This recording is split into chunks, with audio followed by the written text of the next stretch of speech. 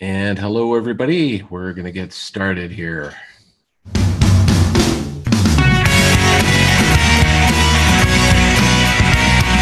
hello, everybody. We're going to get started here.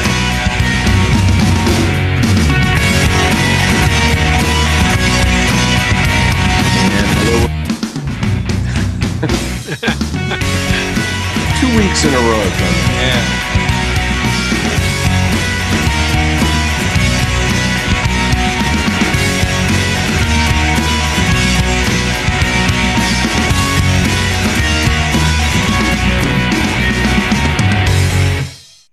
And hi, everybody. This is Steve Sandy and Marty Edwards. We're back for another episode of AWT TV. This is episode 16.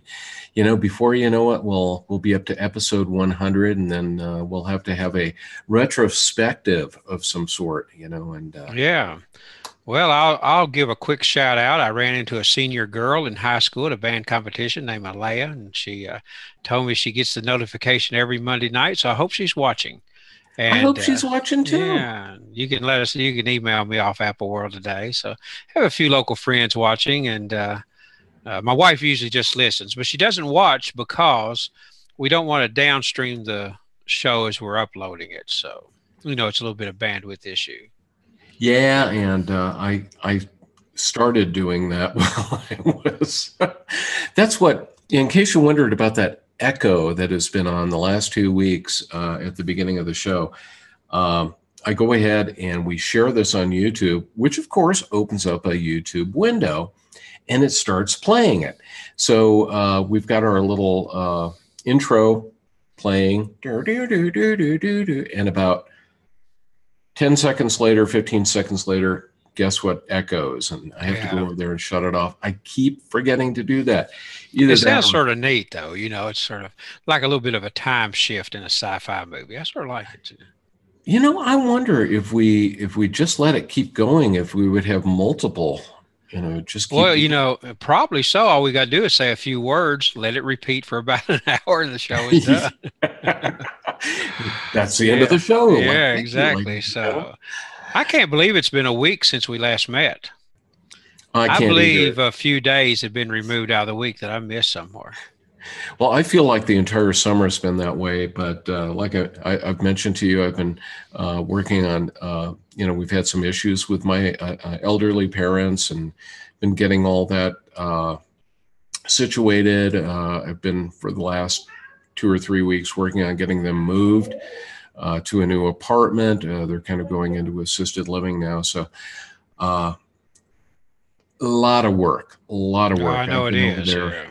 Yeah. And, I keep going, can I just kind of get back to my normal life now? But I don't mind doing it, though. I think they're going to like their new apartment. It's smaller than the one that they had, but today I spent a lot of time putting up pictures that they're familiar with and things like that. So it should be really nice. Well, that's good. So hopefully it's settled in soon.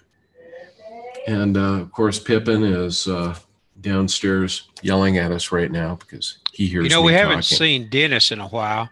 And of course, I know he's very busy with church. He's had a little injury and stuff. But I told my wife today, you're old enough, obviously, to remember. You remember how the shows did back in the 70s? I specifically remember Love Boat.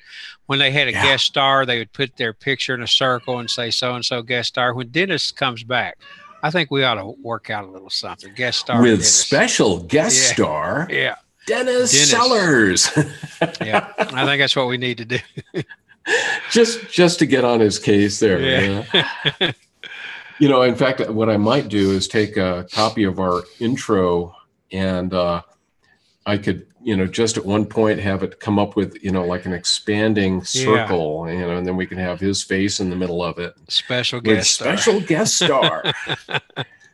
Whatever. Hopefully he's not going to watch this tomorrow or anytime in the next couple of weeks. So when he comes back, we'll prank him there. We'll have that ready for him. So how's your day been? How's the world of Apple news? I've been a little out of pocket today, but still much in the Apple pocket. So I'm a little bit behind on today's news.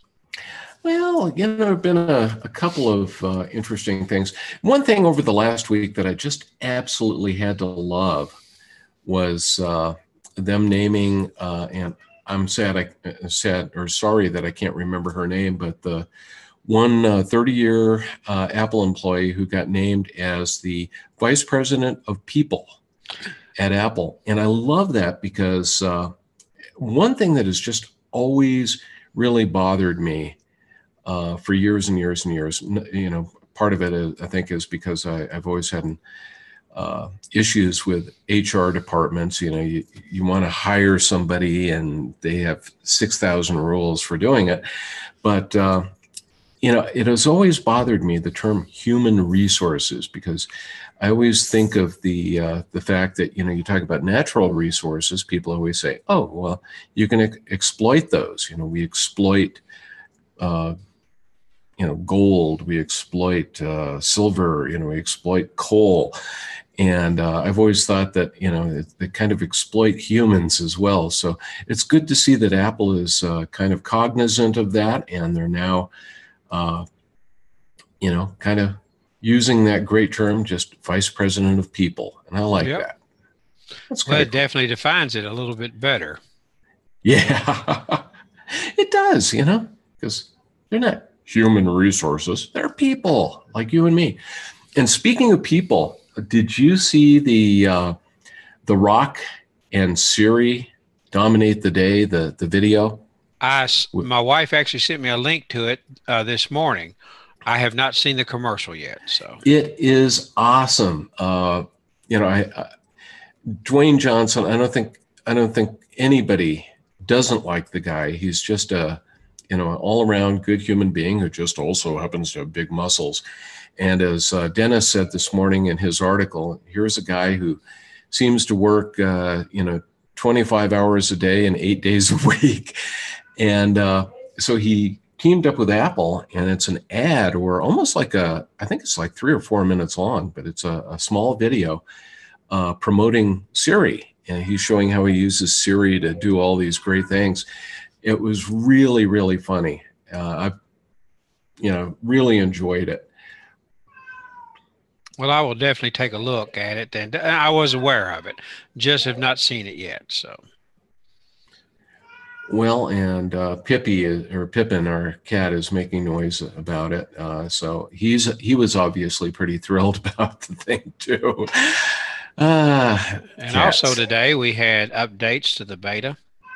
Yes, fourth betas, yay, which was kind of nice. And we have, since we last visited, have 10.3.3 iOS is now final. Yes. And that's probably going to be our final, I think, 10. Yeah. And it was so funny because remember last week you said, I've got a funny feeling that it's going to be released this week. And sure enough, Tuesday morning, out it comes. So you're now our prognosticator. Well, I wouldn't say that. I got lucky on it, but I just felt it was about time. They'd already had 6 betas, and it's such a minor upgrade. And I figured it was about time. And well, either that, we could call you Digital Prophet. I like that. Yeah, I like that. Yeah, that's got some teeth in it there. I had to use that. So. Oh, I noticed our buddy Paul Gans is watching. He may be the only one watching right now live, but he's coming to Colorado in August, going to the beautiful little town of Ouray or Ouray, however you pronounce it. I think it's Ouray, but it's a beautiful little town in the middle of just the most gorgeous mountains you'd ever want to see. And his daughter and son-in-law live there. So I think he's going to enjoy that. Well, that'll be good. Is that in your neighborhood? No, that's about, we could probably get there in 5 hours, somewhere around there. But yeah, Colorado's a big state. A big square state. 2 square states, Colorado and Wyoming. Yep. Yeah, really square. Well, hey, I was going to, I know this is really odd, but I have an app that I use quite a bit. And I thought maybe tonight I would actually do just a little demo of it. Well, I'll tell you, I will say this quick. Paul's not the only viewer. I just got a text from a friend said digital profit and 2 smiles. So Nice. yeah, Okay. we're broadcasting worldwide tonight. We And are. that's a local friend named Vicky that she is most noted for having fiber at their house, but we won't even go there right now. So, Boo. Boo. No, but she's we won't say anything bad there. no, I'm just kidding. She good friend. I set up actually an iMac 4, I think 2 years ago. She was all Windows. Now she's all Mac and Apple. Oh, that's cool. That is really, I always like hearing that when that happens. You get some people who say, I'm never going to buy an Apple machine because you're too expensive and they blah, blah, blah, blah, blah. And then all of a sudden, they get their first Apple device. And before you know it, everything in the house has got a little Apple logo on it. Well, I tell you, we've talked about before, and I see your Is that Pippin behind you there? That's Pippin. Hopefully he's going to quiet down now. For those Russian hats that are black and just big fuzz and fur. Yeah, that's exactly what she looked like for a moment. It looked like you had. Wait a second. There we go. Yeah, I could put my head. And no, this is not digital. That's real. So that's pretty impressive. It's hair really that looks like a cat. I may have to use that for our screenshot for men. Yeah, yeah. Definitely a lot more than I got. It's not exactly what they had in mind. We seem to be digressing quicker than usual tonight. And more so, but you were going to demo something, but I was going to comment that the people who get the apples love it. They are reliable, and I'll probably mention this a little bit later. One of the reasons is the quality of service, and I'll get into this later. My wife and I, Ruby, went to the Apple store today, the nearest one, and I'll tell about those adventures a little bit later. Why we went, brought back more things than we went with. So that it's funny because I still, I think the first time I went to an Apple store was 2002 or 2003, when the one over at Aspen Grove in Littleton, Colorado opened up. It was like number 30, somewhere around there. And I still kind of get a little thrill out of going into them. And personally, I like them a lot more now than I did back then. Back in the day, they were kind of a crowded little place. You had these big wooden cabinets full of software and stuff like that. And it was glad to see, really glad to see that go and be replaced with something called the App Store. So pretty cool stuff. Well, I'm going to see if I can get this little guy here. Let's see here. And we're going to see if we can get this app to come up and share a screen. I'm still waiting. Well, this is not good. It's live TV. Yeah, I was using the, maybe the problem is that I'm using the tool that, I'm going to try this again here.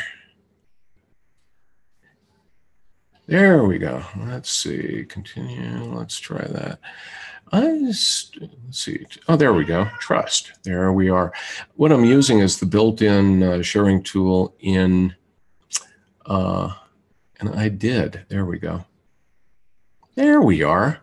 Can you see me now? I can see your, Pippin is nuts. Yeah, everybody got to, did y'all plan that?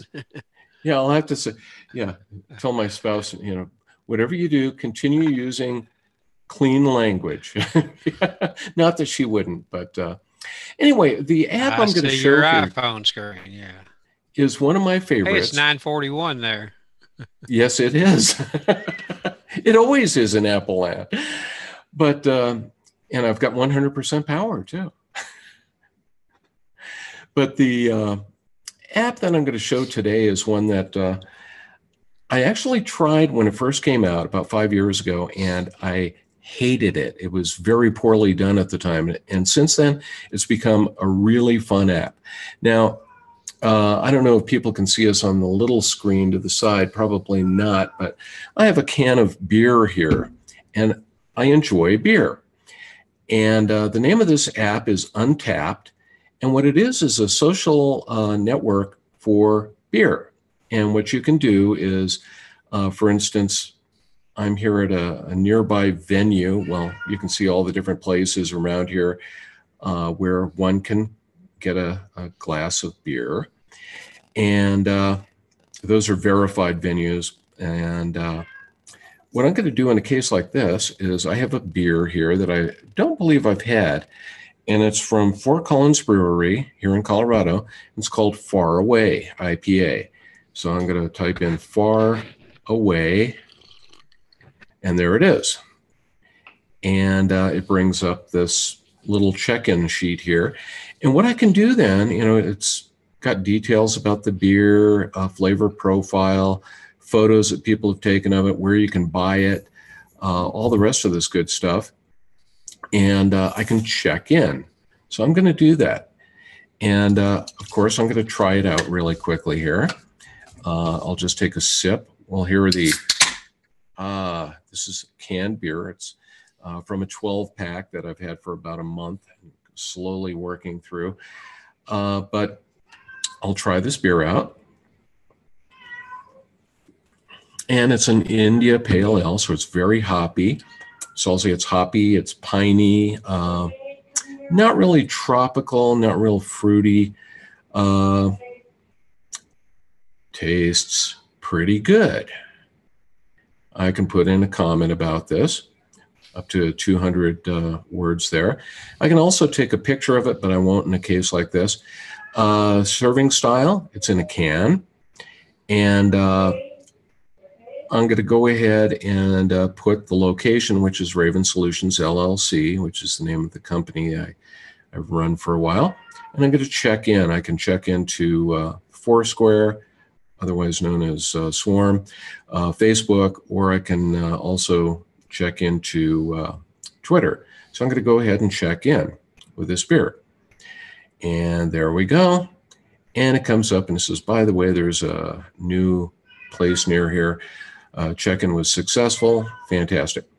The great thing about this is it kind of encourages people to, I guess you could say, almost go away from their, traditional beers. I have a couple of friends who I would say probably have had a bit too much beer because I see them checking in way too often. But it's, for instance, Steve Wren, who I went to high school with. I'm not going to say anything bad about him, but he tends to check in way too often. But anyway, that's the app. It's free, and it is really, if you're a person who likes the occasional beer, or like my old friend Steve Wren from high school, really likes a lot of beer, it's a great application for tracking what you've had, how you liked it, and all sorts of different things like that. So Untapped is the name of that. It's that guy right there, right next to Tweetbot. And if I was going to rate it on a probably a 1 to 5 scale, I'd give it about a 4.5. A couple of little things that annoy me about it, but for the most part, it's a pretty good app. And we're back. Yeah, well, I noticed you really like your apps in the folders like that, Oh, I'm horrible about that. I've got everything, well, almost everything on one screen. It drives a lot of people in my, when I do my iOS class, and they go, what are you doing there? And I said, well, these are folders. And then we talk about folders. And 99% of the people in the class just sit there and shake their heads like, you're weird. And then I tell them, well, I've got like over 200 apps on this thing. So it makes it easier than flipping through screen after screen after screen. Yeah, it looks good. So on there. All right. Oh, thanks. I've got a couple of demos, but I can wait, or if we want to talk a little bit more news or tell about my adventures today. Oh, definitely tell us about your adventures. Well, I got a new box in this is my apple box. That's a picture of some real fruit on there. It says apple. back in the back under the flowers. But a new box was added today. Can you make out what it is here? Let's see. Is that a mini? Yes. I love those things. Been wanting an Exactly. iPad mini? Yeah. For a long time. I say I've been wanting. I really wanted one in the family. It's my wife's. She'd been using a Nook for 6 years. We bought one in 2011 on her birthday, and it's been a little over 6 years now. And so the Nook is just really showing its age. I mean, it still works, but everything's a little slow. You know, it's a proprietary system and everything. Back then, we just didn't, have the access to the Apple things we do now for us, and really knowing as much about them. And so really we wanted to get that same size because she loves that book form. It opens up. And so here it is. We was able to get the Nook and a really nice case today. Oh, the nice. iPad mini. So I'll open it up and it turns on when you open it. Of course, it's whose probably case is that? Well, I was going to tell you that was one of the reasons that I had a little trouble or didn't get one for a while. Let me turn it back on here. But of course, it comes on when we open the case. And the case, I'm not going to review or do anything really about the iPad mini. Most everybody knows about that, but I might at another time. It's the Space Gray 128 gigabyte, which is a lot of storage. That's all they offer now. And this case is by a company called Moleskine. And yeah, they had one at the Apple store that I saw the case, and that made me buy the iPad because that's the reason I haven't yet, because I couldn't find a good case. My wife had been using a case that opens like a book, and that's what we sort of wanted here. And it's got pocket that you can put papers in and a pencil or stylus holder right there. And on the back, it's got a strap that you can close it just to keep it from flying open. And I didn't even realize this one apparently has the magnets that turn on the iPad when you open it. That's still the care instructions for the Moleskine. So the iPad was $399 plus whatever taxes, and the case was $79. So, but it's a really nice. It's leather. I can smell it. Case, and very, very fine case indeed. So I think she'll get many years. We just got it set up a while ago, and so I'll return. I told her, I said, you can come in on camera and get it from me if you want to when I'm finished, but I think she's going to wait. Does that, since that company is famous for making notebooks that usually have an elastic closure, does that have an elastic band on it? Yes, right here. Oh, yeah, okay. Yeah. I didn't see that earlier. Yeah, on the back. Yeah. Nice. Yeah, the thing is great, because you can flip it right over and keep it nice and closed. And right. And so brand new. So we just got this set up a few minutes ago. And so what we did, I thought I'd try something a little different. She's been using her, of course, iPhone for quite some time, set up just the way she wanted it. She's got another iPad, but I did not want to do a restore from the iPad because she had some really old apps on there. I know that are not going to be 64-bit. So I thought I'm going to do a restore from her iPhone and see how that goes. And so her iPhone was already on 10.3.3, and I figured this would not be, probably been in the box a little bit, and sure enough, it wasn't. So the first thing I had to do was set it up as a new iPad, update it to 10.3.3, then erase all settings, and then restore from iCloud backup. So she had a backup at like 11:52 last night, and they restored it just fine to it. Not everything comes over, from a phone. It's a different thing, but almost all of our apps did, and we got everything set up in the cloud. It's just neat to open up Safari and see all your bookmarks there that you had, and just iCloud backup and restore is without a doubt one of the best things that Apple does. Yeah, I still, to this, I'll probably say it every episode because I think we always get a chance to do it. But I would love to see them make a Mac app, that would allow, and maybe they can increase the size of the, right now the largest account you can get is 2 terabyte. Maybe they'll go to 5 or something like that. But I would love to see a backup utility that would let you back up a Mac, maybe similar to the way they do it with iOS, where it's just the settings, and it knows what apps you had on there and everything else and just downloads it.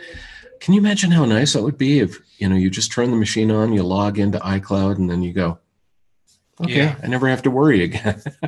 No, I agree, and I think they will with time, especially with people getting broadband, fast broadband more and more, and being able to do that. But of course, really haven't had a chance to obviously work with this. We just got this set up about an hour and a half ago. Got it finished, getting it finished before the show here, but. It restored quite quickly, and everything on it works nice. I really like that size, and she does as well for a book form. So that Yeah, was our big this adventure.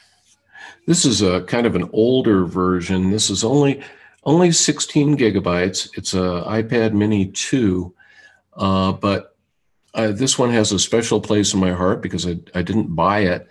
The folks, I don't know if you can see that there, but the company Bridge Keyboards Yeah. actually they realized that a lot of reviewers did not have iPad Minis, and they were really trying to make a push with their Bridge keyboard for Mini. And this was well after the 4 came out, and I'm going, they sent an iPad Mini, but they were getting them really inexpensively, I think. But this has been a great little test machine. And like you said, you notice I've got small hands and I can hold it in my hand like Hmm. a big iPhone. And these are great for reading books. It's just perfect size. Well, she's a prolific reader. Well, often I've seen her do a book a day, so she's a big reader, and that's going to help. This is the iPad 4 mini. iPad Mini 4, I guess they say.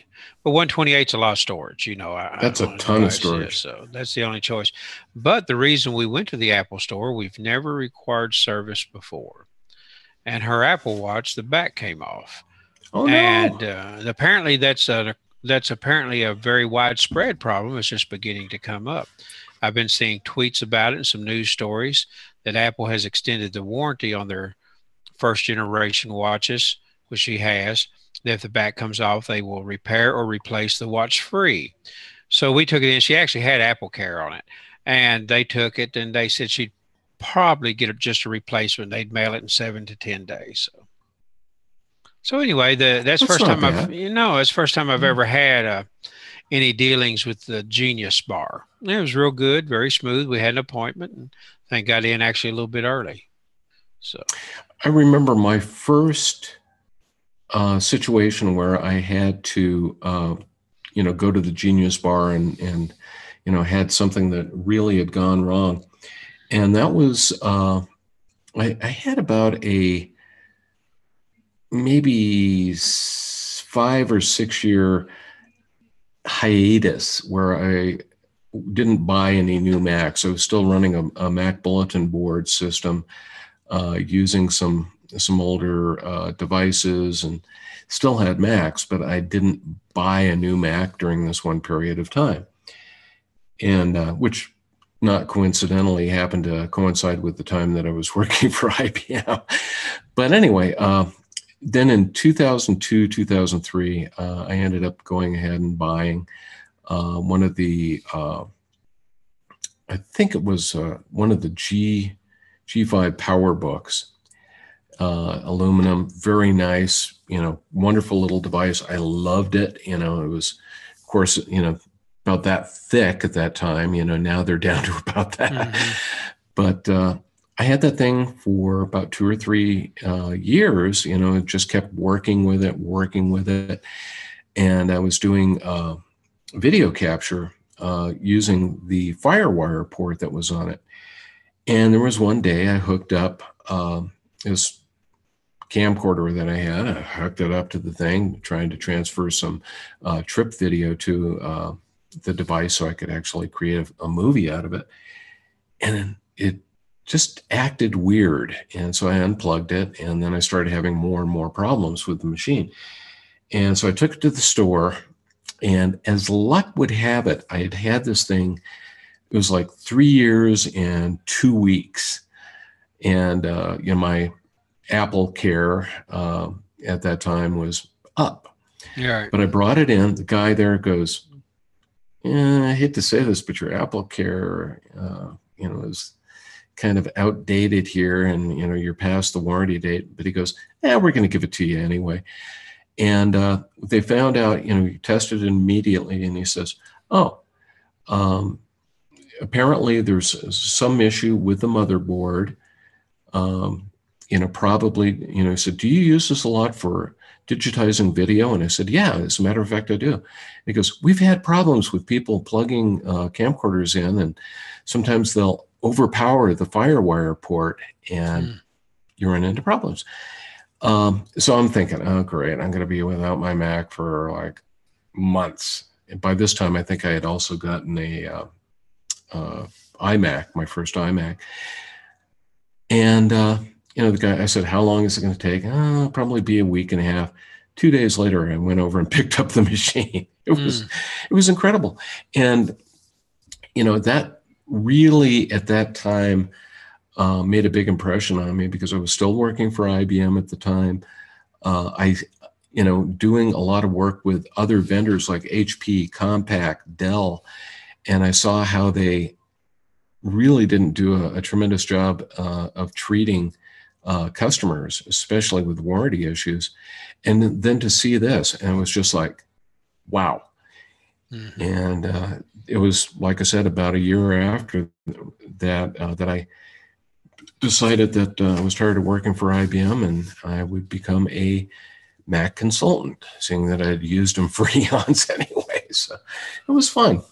Yeah, well, that is neat. And the fact that they didn't have to give you the warranty because it was up, and so but they did.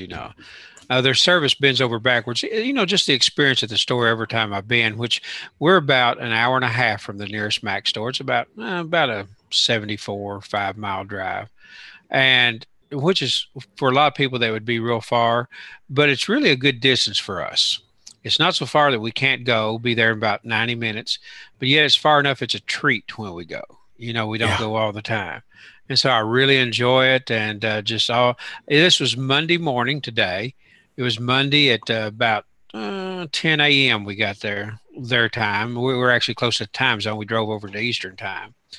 And I thought it wouldn't be too full because of that time, but there were a lot of people already bustling there, and they had a kids camp. They had a camp of Cool. kids in there learning coding today, all circled around a table, which is pretty neat.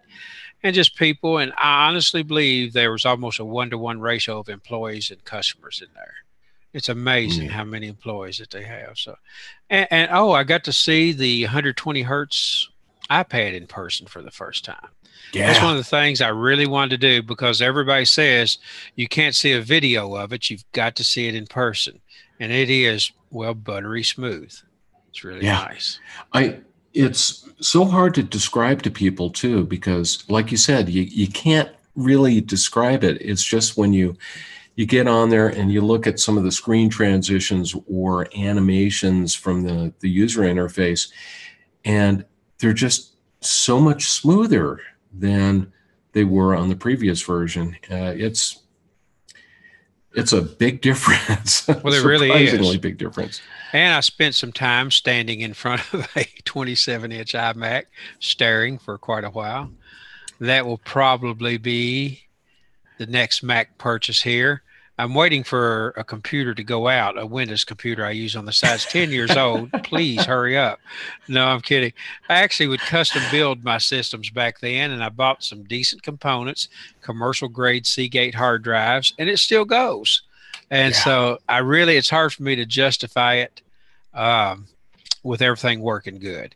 But if it goes out, what I'm planning on is a 27-inch iMac. I'd like to get the i7 with the at least 1 terabyte of SSD, because I'd like to have the i7 for extra $200. That's almost a no-brainer.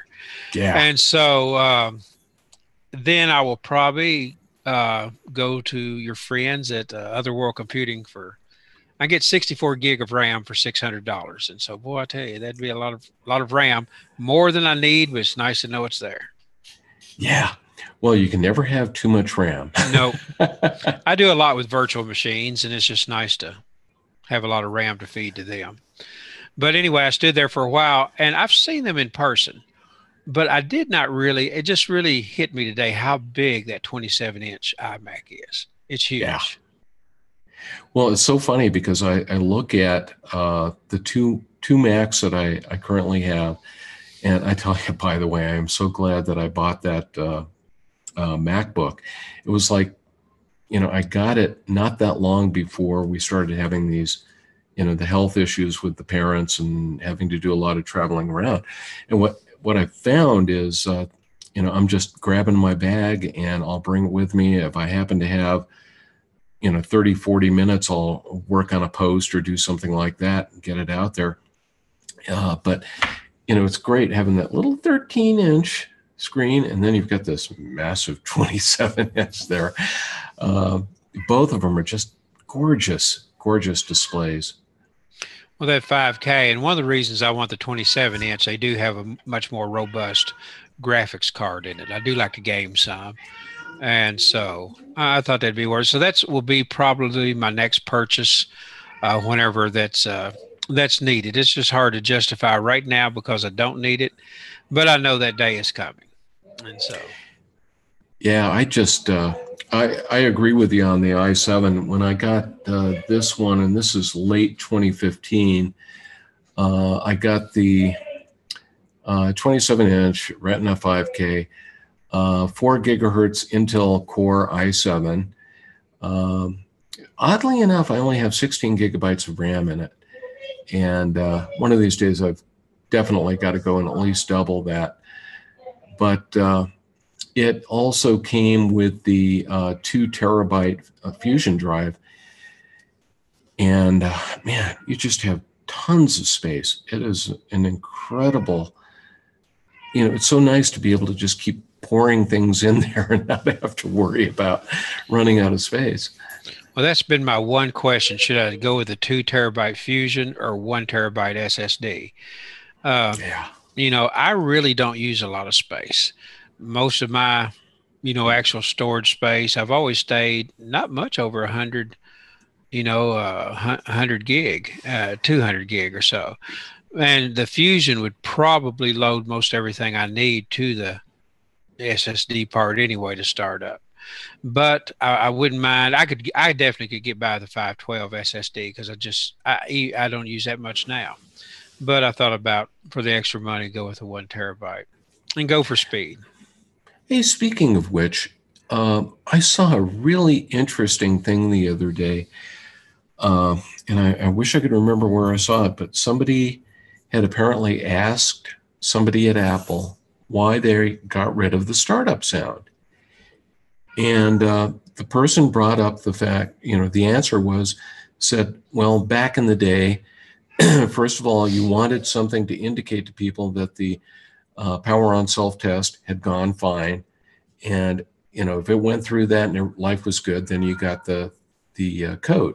And of course, excuse me, back in the day, starting in, I don't know, 87 or 88, somewhere around there, I think it was about the time the Mac 2 first came out, they actually had these musical tones that would tell you if something went wrong. So if you turned on the device and instead of getting the blong, you ended up getting blong, blong, blong, blong, or something like that, you knew somewhat what was wrong, like bad RAM or you had a motherboard problem. And anyway, fast forward, that was also kind of an indication your machine's good. Don't worry if it takes a couple of minutes to boot up, which it did back in those days. Well, they, fast forward to 2017, and these things are almost instantaneous in terms of booting up, especially if you take a look at that, the MacBook Pros. You turn them on and, all of a sudden you see stuff on the screen. It's like, there is no boot up. It's up. And the only thing you have to do is take your finger and, touch ID and you're up and running. And, so apparently they said, we don't need to tell people that it's gone through the power on self-test. It'll come up or it won't. One of the Right. two. Well, I noted that when my wife got her MacBook Pro. It's, 16 gig RAM, all SSD. and it boots up almost instantly. It's Yeah. amazing. You really wouldn't have time for the diagnostic tone in there. So it makes sense. Yeah, I've been surprised at how quickly that comes up, because that was one of the magical things about the iPad when it first came out was, instant on. And now, having Macs that are so incredibly quick that, you turn them on and boom, you're up. Yeah. I I love it. do think, yeah, I think that does make sense. I've read a lot of people said they're missing the sound and everything. So Well, what you could do is, somebody could just have a sound file, have it load when the machine is already booted up, and you could at least get the sound. yeah, that's a good idea. Or So you could punch the button and just go blong, and make that uh, wonderful tone. well, do you remember? Of course, you were in the PC world. We had just beeps that let you know something was wrong. Yeah. So Yeah, uh, it's always God, the cat is making incredible noise there. But anyway, he's just making horrible noises. Um, anyway, I was starting down a path there, and my wife sent me a message. Completely gone. So, any other goodies that you've looked well, at, or any demos you want to do? well, I'll tell you what. 4 weeks from today is the Great American Solar Eclipse, as it's being called. And so Dennis actually had on his first post every morning is about apps of the day. And I wanted to look at one that he talked about this morning real quick on the iPhone. So let me share that screen here. I was prepared tonight with screen sharing. I was ready to go. Sweet. All right. This morning, our colleague, guest star, Dennis Sellers, talked about it since the eclipse is in 4 weeks. Obviously, everybody knows about it. Let's see a second. I locked my screen there. He wrote an article this morning, just mentioned app update.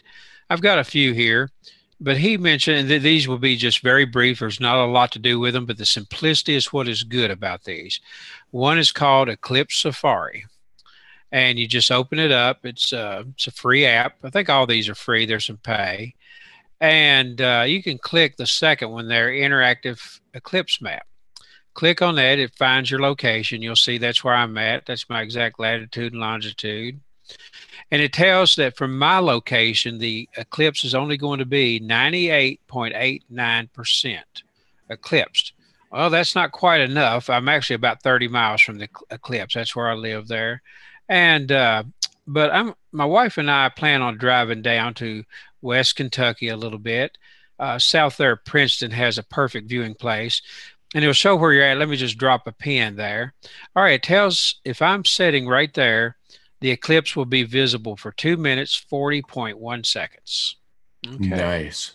So as you're driving, you open this up. If you're trying to find a good place, if it's crowded, you want to find a good place, just open this map. It'll instantly show you, oh, you're at 99.8%. So you drive a little bit more. But let's just see what the start of the total eclipse looks like here at 1:23 p.m. That's what it's going to look like. And I can slide through time. There's 1:14 p.m. It starts to cover the sun. Then it goes on past. It's only going to last 2 minutes, but I ought to be able to see the star Regulus next to it. So that's what they estimate it'll look like. But that's actually a pretty good app that is free. So check Apple World today. Our colleague Dennis Sellers wrote an article this morning about app updates. So I really like that one. Just a little bit of ESPN notification there rolled off. I might want to turn on Do Not Disturb. And so, but a little baseball, following the Giants there.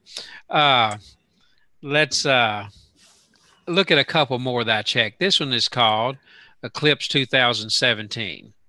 It's actually got, let me swipe it away and actually close it because I didn't see a close button there. All right. So I'll start again. This is a paid app. There is a free version, but it's a little bit, it will not show you where you're at. You have to manually click on the map. It's not bad. So the eclipse is in 28 days, upgrade for $2.99. I'll hit later down here. And it will not show my location. I have to select it. All right, I can't use GPS unless I purchase it. I'll enter my location on a map. Let's just pick a good place out here in Nebraska. All right, use this location. So it tells me, and once again, continue in planning mode, that about 3 to 4 screens want me to purchase it. All right, that's what the eclipse is going to look like from there. 2 minutes, 34 seconds. It tells when it starts, you know, what limb it starts on, what it's going to look like. So that's basically that app. It's pretty good. It would be a lot better if you'll pay the $3, which, you know, would be probably worth it. All right, let me show you the other two. This one's pretty nice. This one is, here. Yeah, Eclipse 2017. I had already had that open a while ago. That's actually from the Smithsonian. I'm swiping close. So 2 minutes or 27 days, etc., to the eclipse, you can see. I'll click the second one, interactive eclipse map. And you pick your location. It already had mine, but I want to get in the total eclipse here. So let's just drop a pin in there somewhere. Where I dropped it's 2 minutes, 38 seconds. I want to see the start of the total eclipse. As you see, basically all of these are the same. This one looks very much like the one a while ago. And I'll quickly do the last one here. Just call it eclipse. Where and when. You just you click on it, and it just tells you that where I dropped, it's within, let's see, I'll probably do another one. It goes off the screen pretty quick. It's 155 miles away. It's in totality, and just shows you the various phases of where that I clicked of the times, what it's going to look like. So that's probably I think my least favorite. But the one that Dennis wrote about this morning, I think is worth getting. It's free. You just open it up that day, hit the second option there, and it shows where you're at and what time and really all the basic information you need to get in it. I checked up around the Tetons. Looks like I picked the Tetons for a reason. 2 minutes, 20 seconds there. Yeah. And so of totality. And here, just real close to us in West Kentucky, it's going to be 2 minutes, 40 seconds approximately, if I can get right on the blue line. And so a little hard to hit. Right in there is the epicenter. 2 minutes, 40.2 seconds is the longest I found. Wow. And so if I can get within 238 or 239, I'll be very happy. So, well, I tell you, the couple of the other, you know, I think I brought up last week, you know, some of the interesting things that you see around you know, as the eclipse occurs. I may have brought up shadow bands, which are the, you know, it's kind of this, it's hard to describe, but it's like rippling effect that you see of shadows on the ground, especially good if you're in front of something like a parking lot or concrete or sand. You see this kind of flickering. It's just the weirdest thing. But one of the other cool things is what they call the diamond ring effect. And what actually happens with the diamond ring is it's right as you're getting either into or out of totality.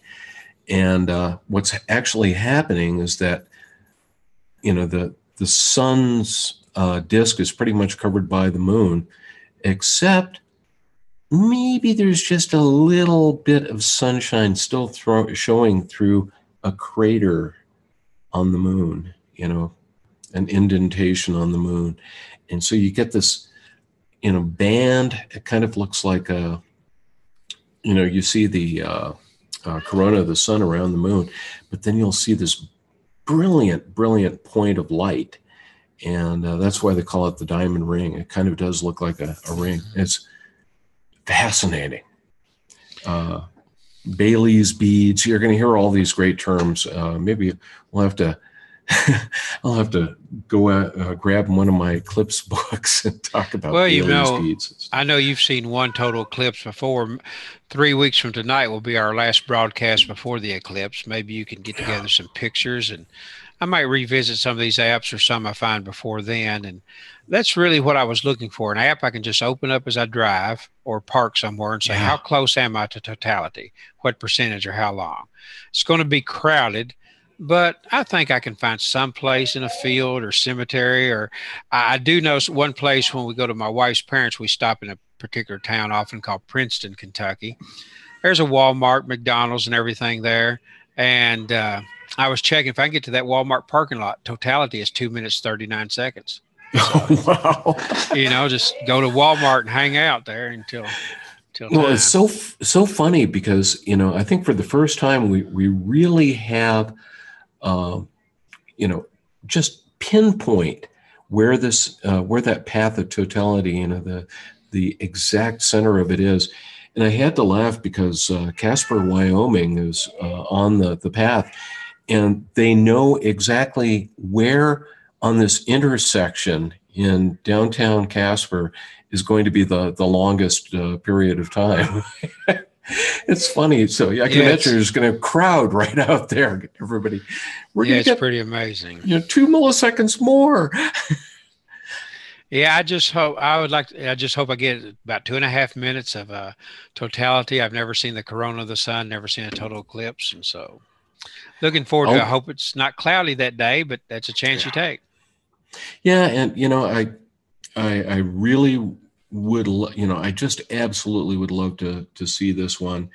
Um, I'm sure I'll be upset if the clouds roll in that day, but uh, the comments we've gotten from the astronomy department, astrogeophysics department, excuse me, at University of Colorado, they said, if you're looking for a place in the West that has very, very few clouds on, in August, that's going to be it. So I'm Right. keeping my hope up.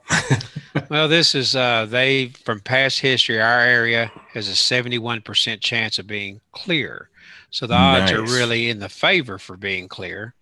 Even if it's totally overcast, you're going to see something special. It's going to get pitch dark in the Yeah, middle of the day. So, but that is so cool. I've already got And my eclipse glasses and everything.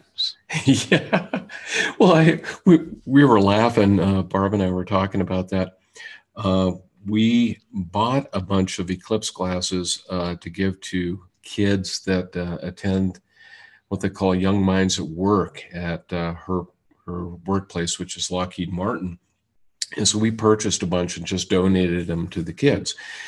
And so we kept a couple of those, and then we also got some plastic ones that will fit over our glasses, which will work really nice.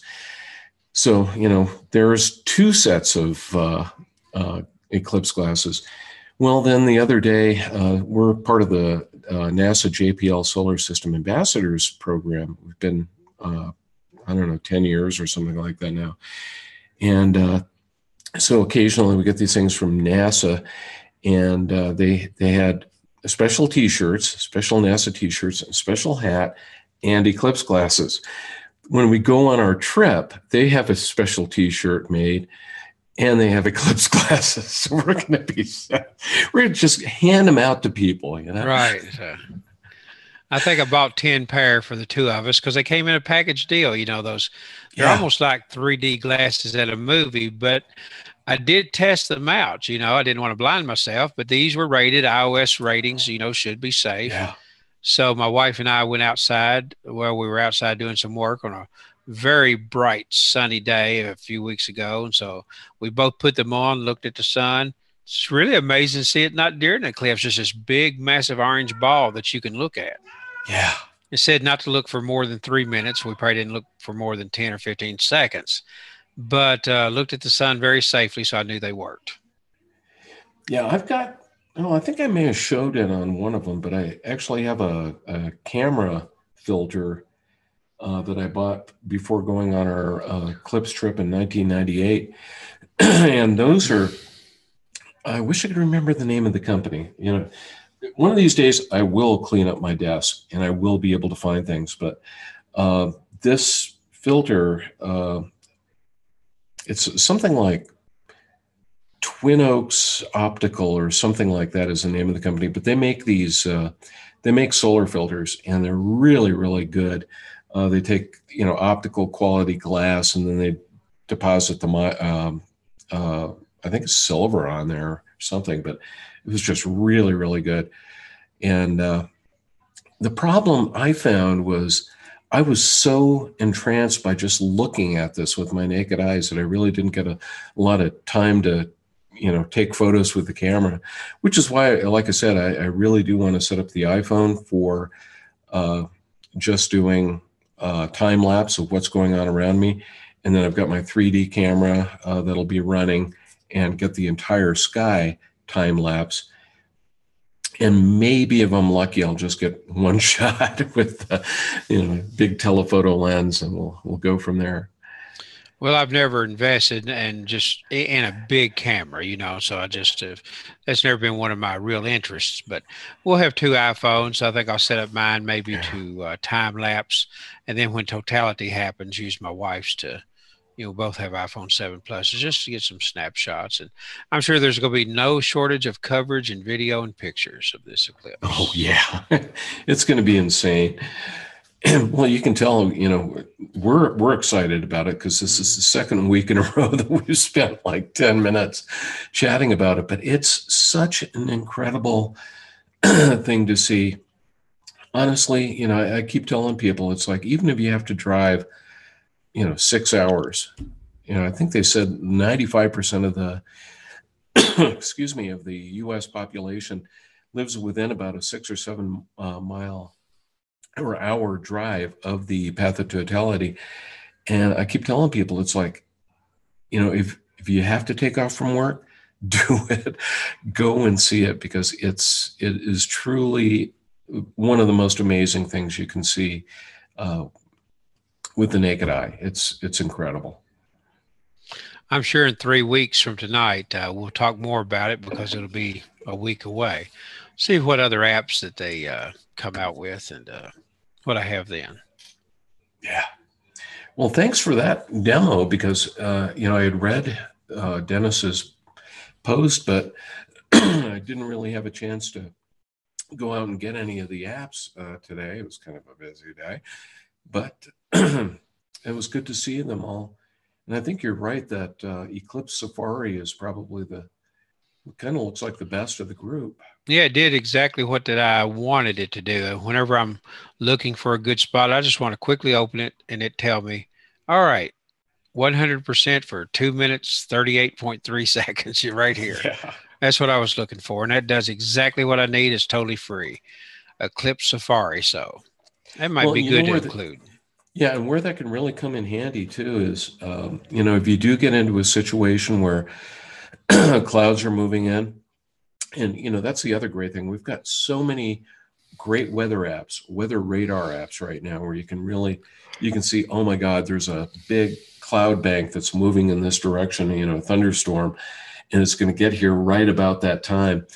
Well, you can get in the car, drive at 90 degrees to the storm track, right, and hopefully find a place. And maybe you have to drive a little bit off in one direction to get there, but between the two types of apps there, weather apps and eclipse apps, no excuse. Nope, I think we got it covered. 4 weeks from tonight, I start saying we'll really be talking about, but you'll still be gone on your trip. Probably. I may have to. Maybe I'll do maybe I'll have to do like a live, live from Grand Tetons. Yeah, that'd be great. Just use your mobile Zoom app and have a meeting and just give a report on the day. Yeah, because because that's the day of the eclipse on the 21st. So we do a show. So who knows? You've already got it set up on your MacBook. Yeah. Oh, that'd be great. Yeah. I'll see. Hopefully get to see the eclipse okay. And I'll have some pictures, maybe a little short video, and it'd be a good show that night, I think. Yeah. we can show photos and video and everything. And that, especially if we do a little bit of promotion on that, we might be able to get 3 viewers. Yeah. I love the fact that we do get a lot of viewers on YouTube after the fact, but wish we could get more for the live show because it's a lot of fun. Well, I've noticed we're exactly at 1 hour here, Yep. so we probably ought to call it quits for the night. And anyway, we'll have to see what we've got for next week. Always interesting to see what happens. The happens. last day of July next week, if you can believe that. I can't. June and July just went. I know. Gone. And before you know it, it'll be snowing again. Oh. Well, and before we leave, I have to do one thing. I have to, hope that Dennis gets better. A lot of us know that he does a lot of running. In fact, I think he runs like 10K every day or something like that. So he's in very, very good shape. He also plays softball. He plays basketball. But apparently somebody talked him into doing a triathlon, and he was out doing some bike riding this weekend and had a bike accident. Mm-hmm. And nothing severe, but he said he hurts a lot. So hopefully he's going to get better. Yeah, I hope so. Dennis's tour to Tennessee didn't turn out too good. So tour to Tennessee. I love it. Yeah, we've got our Ride the Rockies here in Colorado. That always happens in early June. And my brother-in-law has ridden in that a couple of times. Once again, in much better shape than yours truly here. Yeah. So. Know what you mean. Well, thanks, everybody. Once again, we really enjoy doing this show. If you enjoyed tonight's episode or any of the previous episodes, be sure to subscribe. That's at https://youtube.com/c/AppleWorld Today, all one word. And if you subscribe, you get notifications when we go live. One other cool thing for you to do is if you can give us a thumbs up and like our videos, that definitely helps as well. And we thank you for watching. Have a great week. And now it's time to share that beautiful, awesome video, if I can find it. Where did I put it?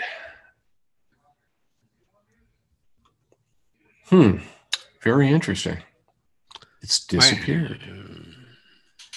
I love it when this happens. Well, maybe I'll close QuickTime Player and I'll open it up again. We'll see if it shows up again.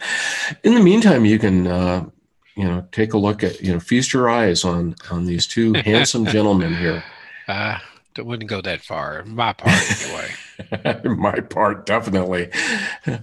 Let's see here. Where are you, video? There it is. Okay, we'll open it up again. And I'm going to close that window and I'm going to open it one more time. We'll see if it shows up. Yep, you didn't know you were going to have this much fun just waiting to see the end of the show. Everybody have a great week.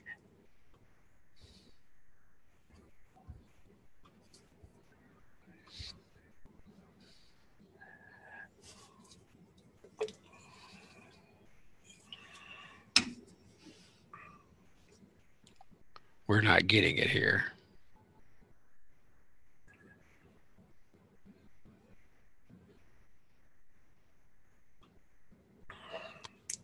It never came across.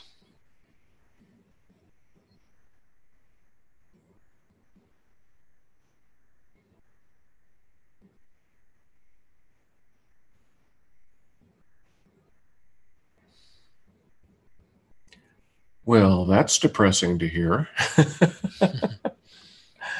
Oh, you know what I did? I started the video. I didn't hit share screen. It's too late. I'm not going to do that. Everybody have a great week. We'll see you next week. Yeah, let's see. We'll do the loser song. Yeah. Fail, fail. Everybody have a great one. See you. Bye.